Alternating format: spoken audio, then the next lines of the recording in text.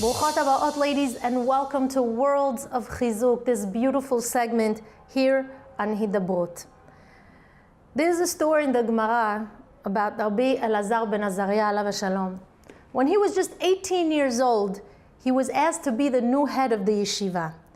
And when he consulted with his wife, she wasn't so happy about it. She expressed her concern over him accepting the position, and she said to him, look, they got rid of Rabban Gamliel, and they're asking you to replace him. But what happens if after a little while they get rid of you too?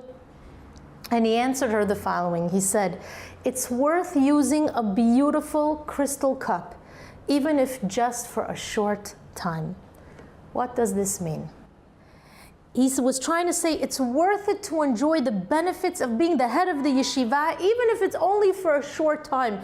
The crystal cup in this story represents the concept of something being worth the benefits, even if it's short-lived.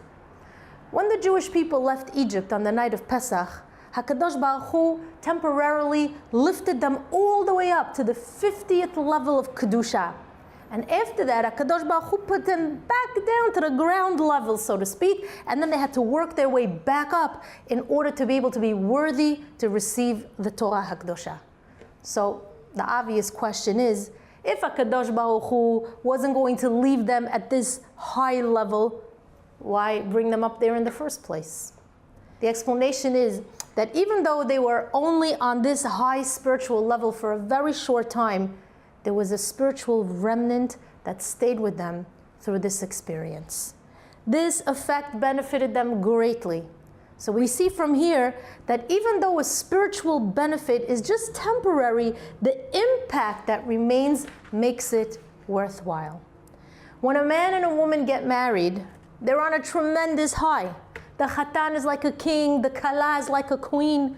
They're even forgiven for all of their sins on the day of the wedding. But the day after Sheva Brachot, everything comes crashing down. They're no longer the celebrities that they were during that whole entire period. Real life begins. And they may start to wonder once real life kicks in, they may start to think, was it all worth it? Why bother if the excitement doesn't last? So when we tell the chatan to break a glass under the chuppah, we remind him of the glass that was mentioned by Rabbi Elazar ben Azariah, that represents the idea that something that's short-lived is well worth it. Meaning that even though the euphoria and all the excitement of the wedding fades, the spiritual benefits that come along with it remains for a long time to come. That impact should encourage the bride and the groom to realize the great and long-lasting advantages of their marriage. And one very significant benefit is that the couple who merits can draw down the Shekhinah HaKadosha. Yehi Ratzon, that in the merit, first of all, of uniting and becoming one and building a Beit Ne'eman BeYisrael, you'll be Zoche to draw down the Shekhinah into your home so that you could say that you were able to provide HaKadosh Baruch Hu with an appropriate dwelling place.